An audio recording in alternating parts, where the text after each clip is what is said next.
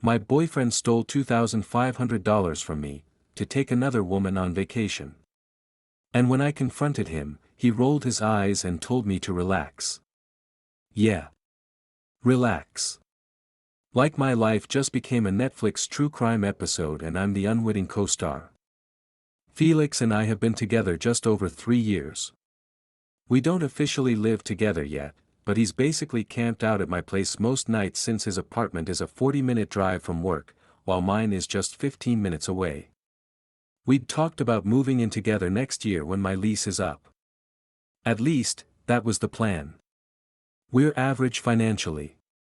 We split dinners, take turns paying for groceries, and I thought we had a fair arrangement. Meanwhile, I'd been saving for 18 months for a security deposit and first month's rent on a better place, about $2,800. Not life-changing for some people, but for me, it represented sacrifices, packing lunches, skipping Starbucks, taking extra weekend shifts. Every dollar mattered. Then last Friday, I tried to transfer some money for my car insurance, opened my banking app, and nearly dropped my phone. My savings account had $267. Not $2,800. I called the bank in a panic. After the security check, the rep pulled up a withdrawal $4,250, 3 days earlier. Made in person. At a branch across town. Using my ID. Except I hadn't been there in months. And that's when the room started spinning.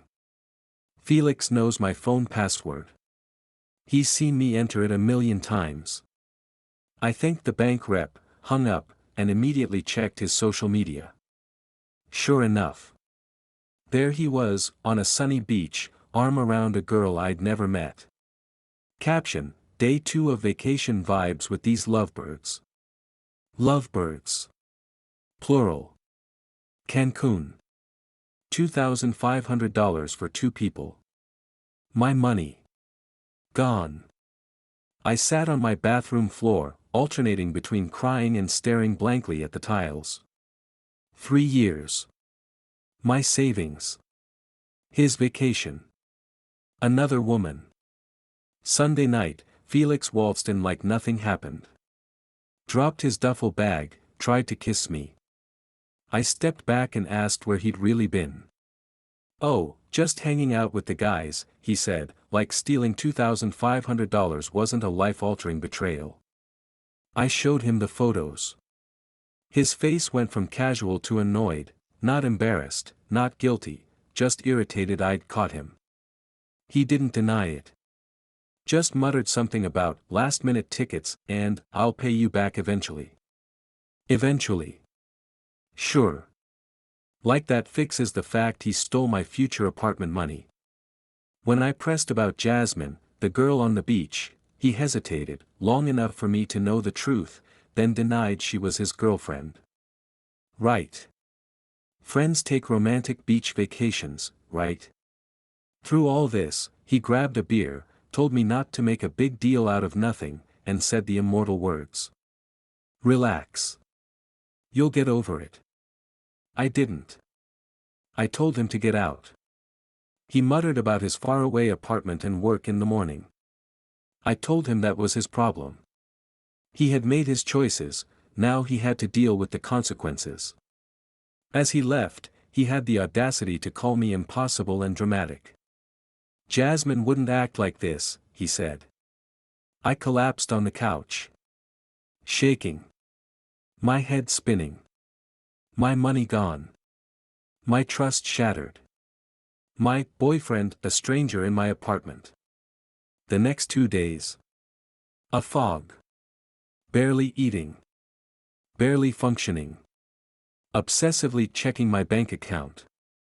Blocking his number, yet imagining every possible way he'd try to worm back into my life. And the dark cherry on top. He was still out there, living like nothing happened, probably sipping margaritas while I tried to piece together my sanity.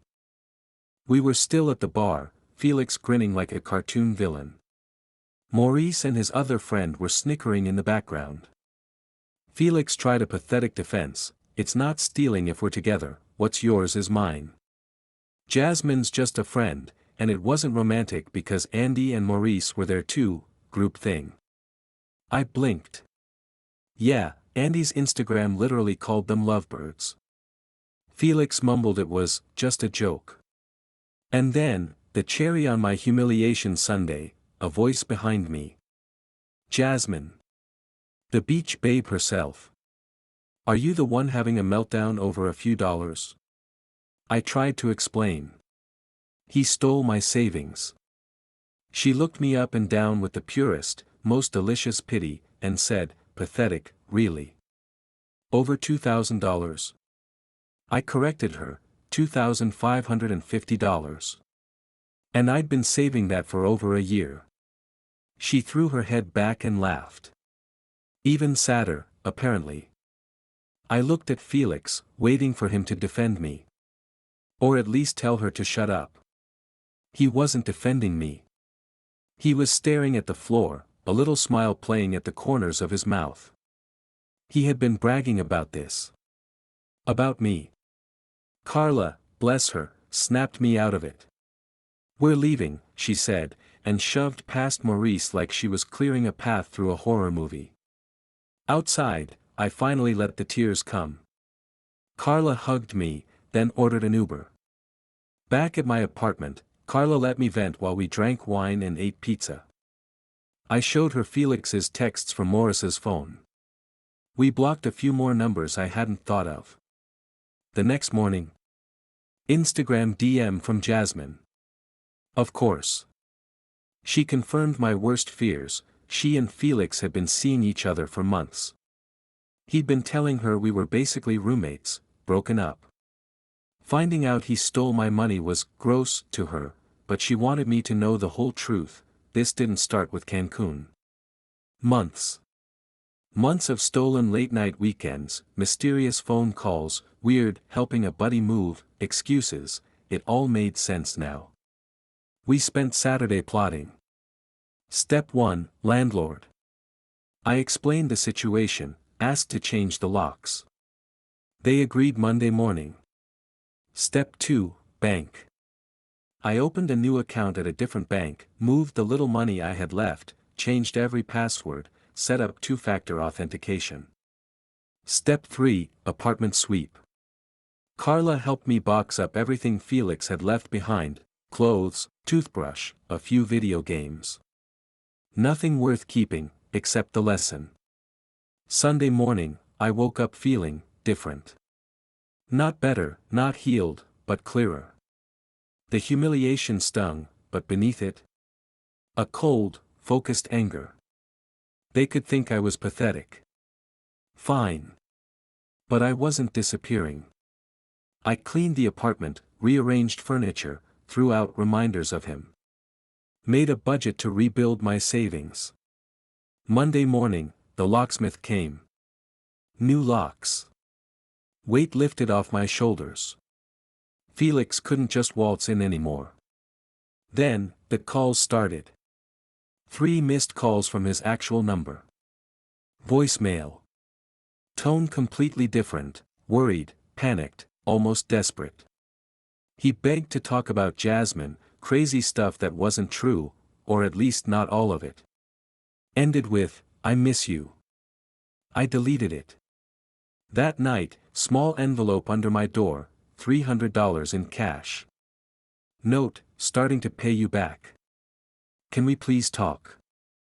$300 out of $2,550. And he thought that would fix it. Nope. Not playing Felix's game anymore. The Felix the first thought I knew. He doesn't exist. The real Felix. Steals your money, cheats for months, mocks you while his girlfriend laughs in your face, and his friends backing him up. Carla came over again. We drafted the crystal clear, no contact ever text. We documented everything. In case a restraining order became necessary. Extreme. Maybe. But after the past week, nothing felt impossible. Next steps, move out completely, financial disentanglement, document everything, contact his family, notify mutual friends, prepare for potential escalation. I called in sick Tuesday. Needed the day to execute the plan. Landlord agreed to 30-day notice instead of 60. Bank confirmed no lingering connections. Credit report clean. Apartment inventory documented. Even reached out to Felix's mom. Short, factual, no drama. Felix took money from my account without permission, went on vacation with another woman, dismissed the situation. Screenshots included. Her reply, I'm shocked. I'll be speaking with him. I'm so sorry you're going through this. That one message. Relief. Validation. Sweet, overdue justice. After I moved out, I knew the story wasn't over. Felix was already spinning narratives to our mutual friends, and I needed to get ahead. First stop, August. Fair-minded, longtime friend of Felix's. Coffee. Condensed version of the evidence, screenshots, Instagram posts, Jasmine's confession, bank withdrawal. August raised an eyebrow. Felix has been acting weird for months, he said. Making excuses, asking to borrow money for rent. He's never done that before. Ah. So the Cancun trip wasn't just audacious, it was financially catastrophic. August promised to help set the record straight with our friends, though he warned Andy and Maurice were too deep in Felix's delusional orbit to listen. Meanwhile, I secured a small studio across town. 6-month lease. Affordable. Ready to reclaim my life. Changed my number. Shared it only with Carla, my family, trusted friends, and my work supervisor. Packing day arrived. Tuesday. Felix was supposed to be on a double shift. Carla and August helped me move the essentials. Halfway through, my phone buzzed, unknown number. Danny, Felix's co-worker, warning me Felix had left work early. Heart racing, adrenaline kicking in. We packed in tense silence, throwing boxes into the truck. And then Felix's car pulled in. The look on his face when he realized we were escaping. Confusion, shock, anger, the perfect villain's reaction. August floored it. Carla and I jumped into my car. The rest of the day blurred, moving, assembling furniture, jumping at every phone buzz. Felix found a way to contact me anyway, texts from unknown numbers, Instagram accounts. Apologies, anger, pleading. I ignored it all, documenting everything. Sleeping in my new, bare-bones studio that night, I felt calm. Mattress on the floor, boxes everywhere, fridge empty except for a pizza box and a beer August had brought.